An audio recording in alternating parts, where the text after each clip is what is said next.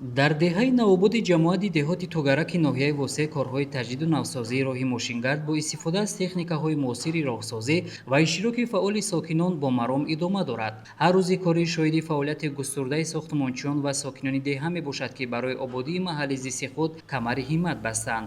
вусъати корҳои роҳсозӣ аз иттиҳоду ҳамбастагӣ, ҳисси баланди ватандӯстӣ ва иродаи қавии сокинони деҳаи навобод шаҳодат медиҳад. ин tashabbус бори дигар собит месозад, ки маҳз бо меҳнати ҳалол, ҳамдигарфаҳмӣ ва муҳаббат ба ватан метавон ҳар гӯшаи диёрро боз ҳам ободу зебо гардонд. ба истиқболи ҷашни муқаддаси миллии 35-солагии истиқлоли давлатии ҷумҳурии Тоҷикистон бо саҳму tashabbuси сокинон ва соҳибкорони маҳаллӣ мунфарш намудани роҳҳои дохилии деҳа ба нақша гирифта шудааст. айни замон марҳилаи нави татбиқи лоиҳа бо суръати баланд идома дорад. тибқи лоиҳа дар марҳилаи аввал роҳи марказии деҳа, ки онро ба шоҳрои автомобилгарди восеъ Кулоб мепайвандад, пурра таҷдид ва мунфарш карда мешавад. дарозии ин қитъаи роҳ беш аз 2 километрро ташкил медиҳад. то имрӯз дар канори роҳ корҳои насби таҷҳизоти равшандиҳӣ анҷом ёфта. тибқи нақша дар ду тарафи роҳ ҷӯйборҳои бетонии обгузар низ бунёд карда мешавад. ҳоло бо ҷалби техникаҳои махсус, корҳои сангфаршкунӣ, ҳамворсозӣ ва мустаҳкам намудани зерқабати роҳ идома дошта, баъди анҷоми ин марҳила рӯзҳои наздик мунфаршнамоии роҳ оғоз меёбад. дар баробари техникаҳои роҳсозӣ, сокинони деҳа низ бо ташкили ҳашари дастаҷамъона дар иҷрои корҳои сохтмонӣ саҳми арзандаи худро мегузоранд. хушбахтиву бузургии мо мардуми Тоҷикистон дар муттаҳидии мост. ҳамин сарҷамъии мардум буд, ки рӯз то рӯз ободонии дар деҳаи Навобод зиёд шуда истодааст.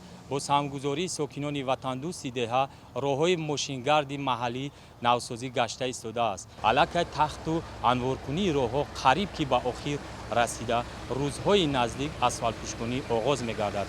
ҳамаи ҳамин ободониҳо ба ифтихори ҷашни 35-солагии истиқлолияти давлатӣ аст.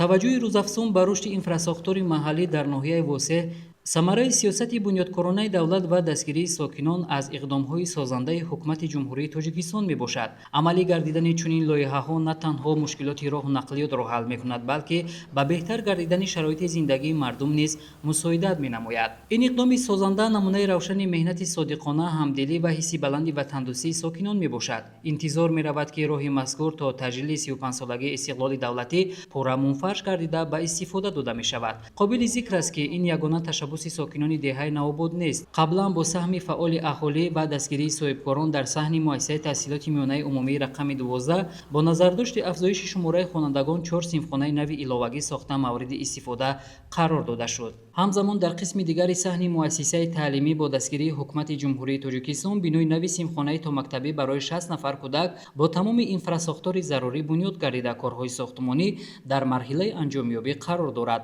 бо чунин рӯҳияи баланди ватандӯстӣ ва ҳамбастагии сокинони деҳаи Навобод дар ободонии маҳалли зисти худ саҳми босазо гузошта, бо меҳнати содиқона истиқболи арзандаи ҷашни бузурги миллиро таъмин менамоянд.